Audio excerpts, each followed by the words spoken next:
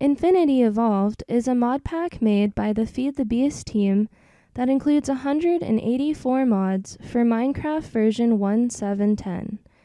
In normal mode, the game is extremely easy because you can craft almost everything right away and be flying around with your jetpack in a couple hours. When you change the game mode to Expert, you get a truly unique mod pack unlike anything else FTB has created. It changes the recipes for most items and requires you to progress through the mod simultaneously to reach the end game of world automation domination. I am not actually an expert on expert mode. I know that we aren't doing everything as efficiently as possible, but I am still learning about this mod pack and wanted to share the experience. Once we got to the Steel Age, I realized we would be needing a lot of iron. Mining and picking the ore berries was just not fast enough, so I decided it was time to build the good old vanilla iron farm. I am building the top half of Zadecraft's iron farm and villager breeder for 1.8. Link is in the description. I like this particular farm because it moves a villager up and down to disable the breeder. This is really important for such a large mod pack, as I want to keep the lag as minimal as possible. The bottom half of Zadecraft's build has villagers on farmland, but this is not necessary because villagers don't need food to breed in 1.7. So I've modified the bottom of his farm accordingly, and I think it turned out nicely. I decided that the best place for our iron farm was right on top of the mine, so it will be rendered as much as possible. In Infinity, you can just build a mob spawner for the iron golems, and another for the villagers, but this requires power and items that I can't craft yet. I have seen many iron farms that are just a big cube of cobblestone, and I definitely did not want that. Even in the early game, when you don't have thousands of every material, there are a lot of nice looking blocks available. The chisel from the chisel mod is made with an iron ingot and a stick. Right-clicking with it in your hand will open the chisel menu. Drag an item like stone bricks or glass into the interface and click on the desired block. This takes very little durability from the tool, and you can convert a whole stack at a time. I personally like the modern felsic masonry texture for stone bricks and the borderless glass. The other tool I used is the paintbrush from Extra Utilities. Once you have crafted a colored block, you can shift right-click on it with the paintbrush to change the brush's color, and then click on another block to paint it. If you are using multiple colors, I suggest making a palette of colored blocks and changing the brush color when needed. This is really nice because I don't have to use a bunch of lapis to make my walls blue. The mine is 13 blocks wide, including the walls, and spirals down to Y level 0. I used this structure to mark the corner of my iron farm. 3 to 4 blocks off the ground, I make the first spawning platform. This is 20 by 20 blocks total, with the 4 center blocks left open. I am using top slabs to save on materials and give more headroom on the bottom floor. To pour the water, you will need a bucket, which takes creosote oil and iron. The oil can be found in villages if you want to build an iron farm before the coke oven. Build the wall up 3 blocks and place your 32 doors. As far as I can tell, the only ones that will work here are the vanilla oak doors. This means you can use all the other door variants that Infinity has to offer in the buildings around the iron farm, and it will not affect the village center. To decorate the walls, I made squares out of stone brick and marble stairs. The marble looks like the vanilla quartz blocks, but it is much easier to get. It can be found in fairly large veins while mining in the overworld. Because we aren't in 1.13, the stairs will hold the water in the farm and it won't spill out the sides. Level with the block below the doors, I built 2 block-wide overhangs for the villagers to stand on. One side will house 2 villagers, and the other 3 sides will have 3 each, for a total of 11. Make sure to cover the pods so they don't get struck by lightning and turn into witches. At the top of the doors, we make the second platform. Build the walls up at least 2 more blocks to contain the water. I tried to make the top look like a castle by adding battlements. I think it turned out okay in the end once I replaced the row of slabs with stairs. On top of the solid blocks, I put carpet to keep other mobs from spawning.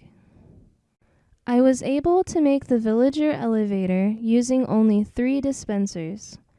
I think this is the minimum distance the villager must fall to turn on the breeder. I put the button controlling it on the inside of the farm since I have so much room. I made a chamber along the back to keep the villagers in. A wall that is a block and a slab tall keeps out the zombies. Just make sure there is nowhere that baby zombies can get on top of the divider. I made the lava blade for killing the golems directly under the lower platform to save space. I don't have villagers mixed in, so I don't need to continue the channel. You want to use solid glass blocks here because the ingots can get stuck on the sides if you use glass panes. Inside the mine, I have some rooms with oreberry bushes in them because the bushes need to be in darkness to grow. If the light level is above 7, you cannot even plant them. I used blackout curtains at the entrance, which only require wool to make. I have carpet on the ground to keep monsters from spawning in the low light. The bushes can be found when mining and can be broken without a tool. They deal damage when you stand next to them like cactus. To avoid this, I have a solid block on the first level with 6 or 7 ore bushes stacked on top. They must be planted on a ground block, but will stay in place if that block is broken. I make a pillar of dirt and plant an ore bush at the top, then remove the dirt block under it and place another bush all the way down. The harvesting of these berries can be automated with the Mine Factory Reloaded Harvester or the golems from Thaumcraft if you want it to be powerless. Ore berries can be found in iron, copper, tin, aluminum, gold, and essence varieties. They are equitable to nuggets, so it takes 9 of them to make an ingot. They do grow back pretty quickly, but it still takes 81 berries to make a single block of metal. The essence berries give a significant amount of experience, even past level 30. I suggest saving them for when you want to enchant an item, so you don't die and lose all the levels prematurely. I have some auto workbenches with the extra utilities pipes to turn the ore berries into ingots and then into metal blocks automatically for me. The aluminum berries cannot be crafted and must be smelted. You can use a railcraft metals chest or the compacting drawer from storage drawers to convert the berries into blocks much more efficiently. Once we advance the tech a little more, I will make them, but for now this setup works. We also have a coal coke oven and a blast furnace for making steel. The smeltery was donated by a couple of the surrounding villages. You can save yourself a lot of time early game by raiding villages.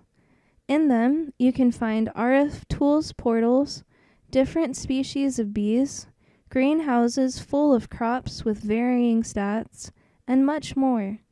Use the journey map by pushing J while you explore, and set waypoints to help you find the villages again. Not every village has all the buildings, so you may have to raid several to make a decent-sized smeltery. I made some safari nets to easily move the villagers to their new home. To capture a villager or any other mob, shift right-click them while holding a safari net. They require 4-string, leather, and either glue, a slime ball, or blood. My tools were made with a blue slime binding, so occasionally a little blue slime will spawn while I'm mining. We have a decent supply of them because of this, but if you don't use the slimy binding, then the congealed blood is your best bet. Just hop into your smeltery to get the blood, and then pour it into a casting table. You can only use the regular safari net once, but there is also a reusable safari net made with gas tears and an ender pearl. The safari net will remember what hat a mob is wearing. I thought the farmer villager with the top hat looked very distinguished, so I put him in the elevator. He's kind of like the foreman, going up and down to check on the farm. You can get all of the various professions of villagers from all the mods out of the breeder. In my first 10 or so, I got an agricraft villager who sells seeds, one from RF Tools selling dimensional shards, a zoologist trading a reusable safari net for only 3 emeralds, and a beekeeper selling frames. Once I get all the villagers organized, I will have easy access to many items that are otherwise quite hard to craft. Not Enough Items does not include villager trades in its database, so you might want to look them up. Aroma's mining world is a super flat dimension in which monsters do not spawn. Plus, it is always daylight and never raining. You can access it once you reach the Steel Age.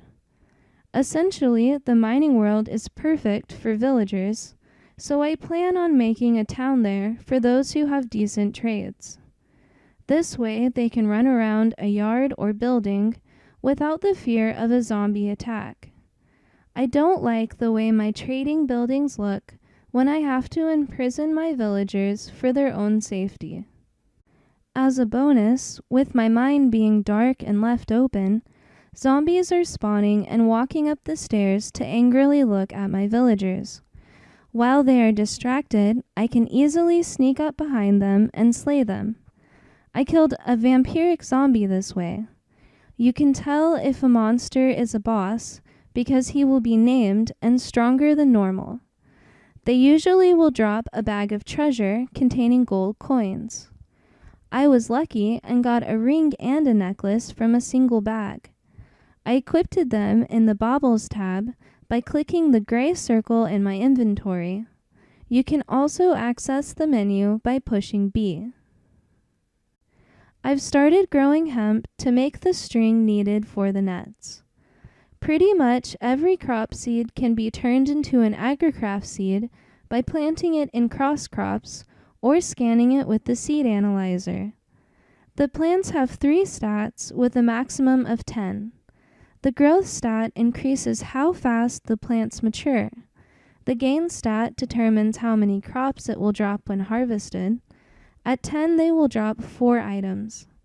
The strength stat normally controls how likely a plant is to be turned into weeds if left alone, but in Infinity, the agricraft weeds are disabled, so this stat is useless. I still like to max it out though for completeness.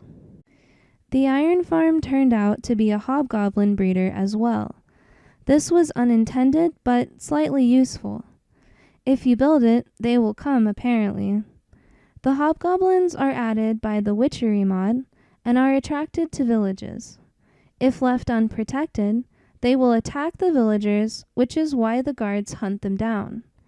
Trading with the hobgoblins is the only way to obtain koboldite, which is used to make a couple of items from witchery. In addition, you can make the hobgoblins work for you. If you catch one on a lead, they will pick up items on the ground and put them in a nearby chest.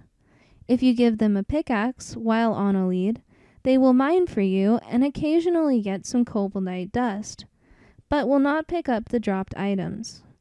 Unfortunately, the goblins do not stop breeding when the 11th villager is in the village, so I will catch a few in nets, move them to solitary confinement, and kill the rest.